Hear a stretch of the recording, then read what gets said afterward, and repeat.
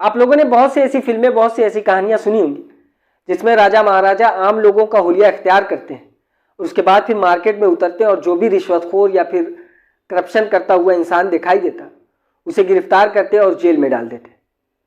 ये कहानी भी उसी से रिलेटेड है, लेकिन ये कहानी किसी फिल्म की कहानी या बनी बनाई कहानी नहीं। ये भारत की एक सच्ची कहानी है और ये कहानी किसी आम इंसान की कहानी नहीं, भारत के एक प्रधानमंत्री की कहानी। भारत का एक प्रधानमंत्री जो कि आम लोगों का हुलिया इख्तियार करता है, उसके बाद थाने में जाता है अपनी कंप्लेन लिखवाने के लिए और थानेदार उनसे रिश्वत मांग लेता है। वो प्रधानमंत्री कौन है ये आपको इस कहानी में पता चलेगा। ये कहानी 1979 की, 1979 की। 1979 में भी अगर आप चाहेंगे पता करना गूगल से कि उस वक्त प्रधानमंत्री कौन था, तब भी आपको इस कहानी में कंफ्यूजन रहेगी। वो इसलिए क्योंकि उस वक्त प्रधानमंत्री दो लोग थे, बीच में गैप था, यानी 1979 में शुरुआत में कोई और प्रधानमंत्री था और लास्ट के हिस्से में कोई और प्रधानमंत्री था। इस कहानी की शुरुआत होती है यूपी से, यूपी का इटावा बेल्ट, उसी से करीब एक थाना है ऊंचाहार थाना। ये कहानी उसी ऊंचाहार थाने की है। होता यह है कि एक किसान जो कि कपड़ा मैला, पैर में चप्पल नहीं, चेहरे पे मिट्टी लगी, कपड़े पे मिट्टी लगी, इस तरीके से वो थाने में जाता है और उस थाने में जाने के बाद वो पूछता है कि थाना अध्यक्ष कहाँ पर है, थानेदार कहाँ है। उसे वहाँ पर मौजूद एक दरोगा ने बताया कि थानेदार साहब नहीं है, क्या मामला है, क्या मसला है तुम्हारा, बताओ। तो बताते हैं कि मुझे कंप्लेन लिखवानी है। तो पूछते हैं कि क्या मामला है, किस चीज़ की कंप्लेन लिखवानी है।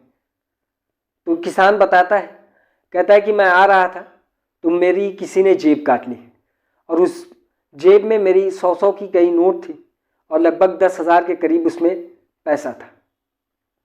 जब थाना अध्यक्ष पूछता है कि वो पैसा तुम्हारा था, तो बताते हैं कि हाँ वो मेरा था। तो अब थाना अध्यक्ष जो वहाँ पर दरोगा था वो पूछता है कि इतना पैसा तुम्हारे पास कहाँ से आया।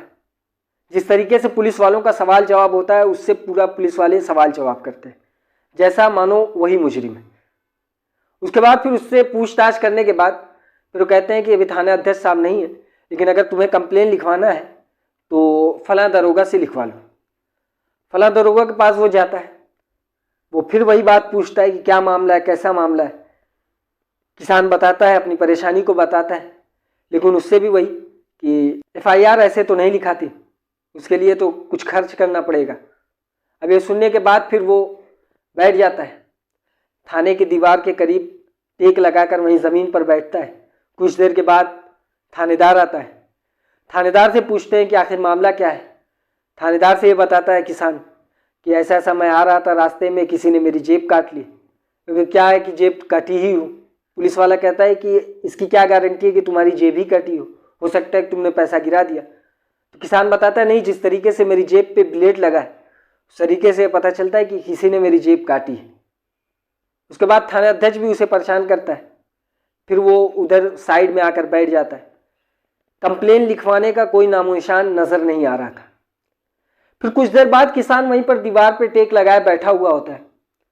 उसी बीच एक सिपाही को थोड़ा रहम आता है और वो कहता है कि वो उस किसान के पास आता है, कहता है कि मैं तुम्हारी कंप्लेन लिखवा सकता हूँ, मामला मुझे बताओ। फिर उसे मामला बताया जाता है।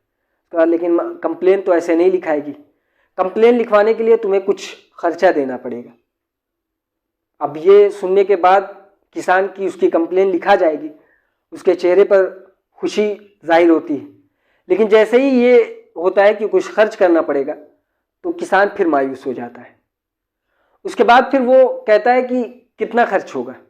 किसान पूछता है पुलिस वाले से, उस सिपाही से, कि कितना खर्चा देना पड़ेगा। तो वो बताता है कि थानेदार साहब का और दरोगा साहब का कुछ खर्चा मिला के 35 रुपये में बात डन हो जाती है।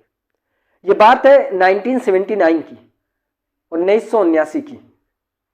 उस समय 35 रुपये भी बहुत हुआ करते थे। अब ये मामला 35 रुपये में डन हो जाता है।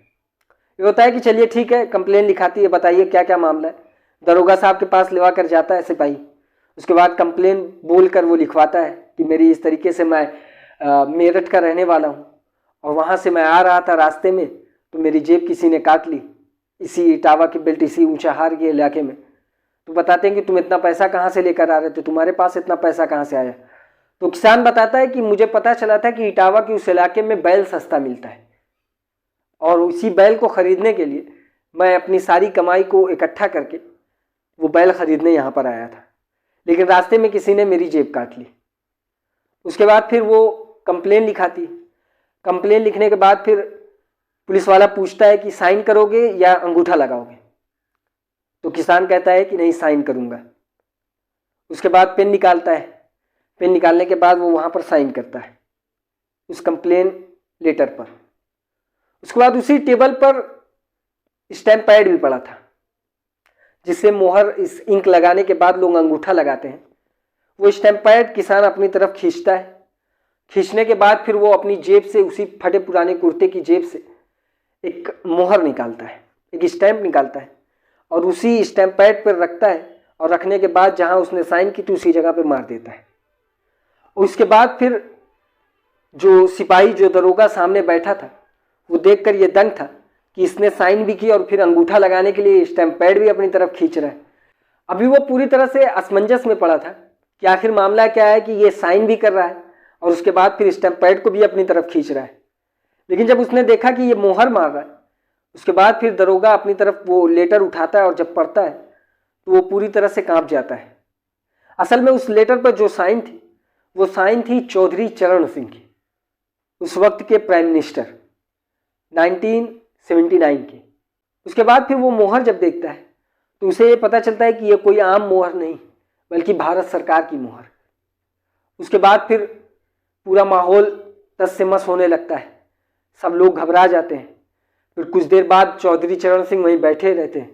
फिर आसपास के जितने करीबी आला अफसरान थे वो भागते हुए उस थाने में आते हैं। कुछ ही देर बाद प्रधानमंत्री का सारा काफिला आ जाता है, उनकी सिक्योरिटी वाले सारे आ जाते हैं। प्रधानमंत्री वहाँ से एक गाड़ी पर बैठते हैं और उसके बाद जाने लगते हैं।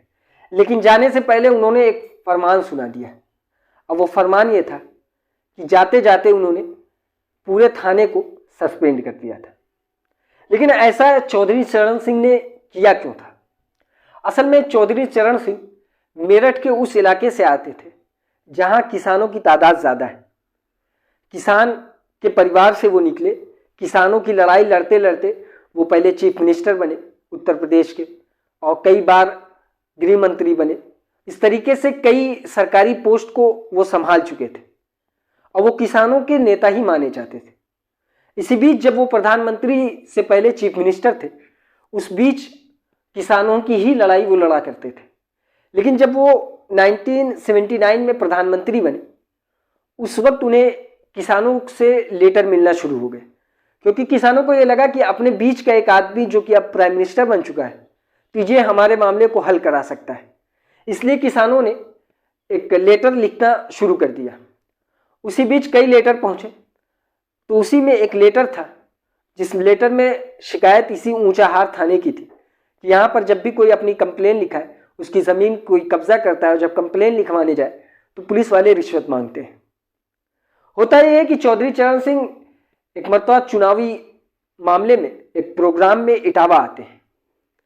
इटावा आने के बाद उन्हें जितनी भी जनसभा को संबोधित करना था वो संबोधित करते हैं। उसके बाद फिर जब वो जाने लगते हैं तो उन्हें याद आता है कि उन्हें कंप्लेन मिली थी इसी ऊंचाहार थाने की। तो उन्होंने अपने सिक्योरिटी स्टाफ को अपने कॉन्फिडेंस में लिया और कहा कि मुझे यहीं उतार दो। एक सन्नाटे इलाके में वो उतर जाते हैं और फिर वो अपनी चप्पल उतारते हैं और अपने कुर्ते को पूरी तरीके से एक किसान का हुलिया अपने अंदर इख्तियार करते हैं ताकि दूर तक भी किसी को ये पता ना चल सके कि ये प्रधानमंत्री चौधरी चरण सिंह है। उसके बाद वो थाने में जाते हैं और फिर वो पूरी कार्रवाई करते हैं। इस तरीके से किसानों के नेता चौधरी चरण सिंह किसानों की आवाज़ को उठाने के लिए वो प्रधानमंत्री रहते हुए, उससे पहले भी जैसे जिस तरीके से करते थे, प्रधानमंत्री बनने के बाद भी ये आज़ादी के बाद का पहला ऐसा मामला था कि जब किसी प्रधानमंत्री ने या किसी ऐसे बड़े ओहदे पर रहते हुए एक इंसान ने ग्राउंड पर उतरकर किसानों की मदद की हो या अपनी जो भी प्रजा है उनके लिए इस तरीके की कार्रवाई करता हो। ये थी आज की कहानी। इसी तरीके से और भी कहानी सुनने के लिए हमारे चैनल को सब्सक्राइब करें और बेल आइकॉन को जरूर दबाएं।